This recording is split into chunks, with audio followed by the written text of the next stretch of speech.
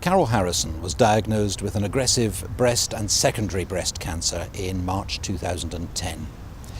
Under Dr. Stephen Chan, she had treatment. She had chemotherapy intravenously to start with, radiotherapy to follow, and a second course of chemotherapy via tablets. By February 2011, it appeared that the disease was under control.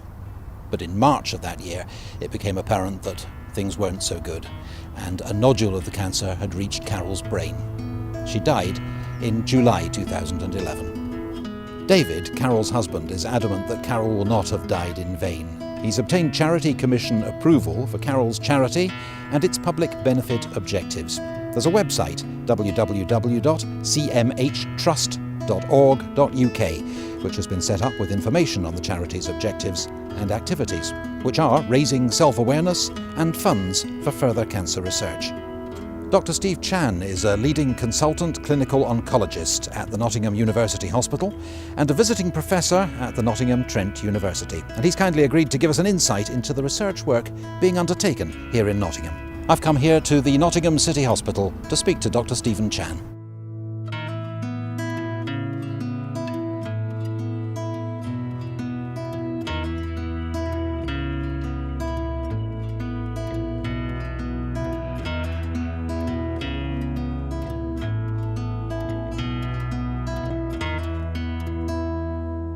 Dr. Chan, your centre here in Nottingham has become a globally recognised centre of excellence in research into breast and ovarian cancer.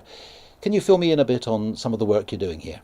Our strong point is to identify the subgroup of breast cancer so that we can treat them according to the response of that particular cancer's particular treatment. The advantage of doing that, of course, is to ensure that the treatments fit that particular tumor type, so the patient can avoid as much side effects as possible, because there are no cancer treatment, as you know, have no side effects. They all have some side effects, so we don't want to give the treatment which is not useful for that particular patient. So we have, to that end, a tool called the Nottingham Prognostic Index. So we look at the cancer, the breast cancer from our patients, and over the last 20 years or so, we've built up this a very detailed profiling of the cancer. It's called the Nottingham Prognostic Index. We tailor-made our treatment to each individual patient according to that. All the advancement recently, we can now tailor-make the treatments according to the tumor, right down to the molecular basis. That's DNA and the protein and the iron of the tumor. Furthermore, we can actually look at the host response, individual patient at different response to the same cancer, and how we can actually improve the patient's ability to get rid of the cancer. I think we've all encountered friends or relatives who've had treatment with pretty ghastly side effects. Are you doing specific work to address the problem of the side effects from the treatment? Yes, we do, and I think that the fact that we can look at each cancer, breast cancer in particular, what actually made that cancer grow, we can pick out the so-called target that we can hit or manipulate with small molecule, for example, antibody, for example, to tailor-make the treatment just to target the cancer itself without hurting the patient. That is the aim, really, of all this individualized medicine. With the advancements of how the body responds to the cancer, we can pick up that response much quicker than much earlier than the X-ray, and very nowadays very sort of a gross type of detection, and that's in the pipeline, of course. And of course, we can assume quite safely that the earlier we detect the cancer, the better chance that we have in treating it. Very distressing to see some of our patients who did not want to trouble with their doctors, and they noticed a tumor, but they thought that is nothing to worry about and it wouldn't happen to them, and to go to the medical profession to have the proper test and the proper diagnosis is a very important initial step in that journey. some of our patients say, I wish I had found out earlier, but there are certain cancers, such as the one that Carol had, that present itself right at the beginning, a very late stage, because these were particularly aggressive cancer. There's a certain name attached to it, and that's inflammatory breast cancer, or triple negative, or we don't know what actually drives these cancers.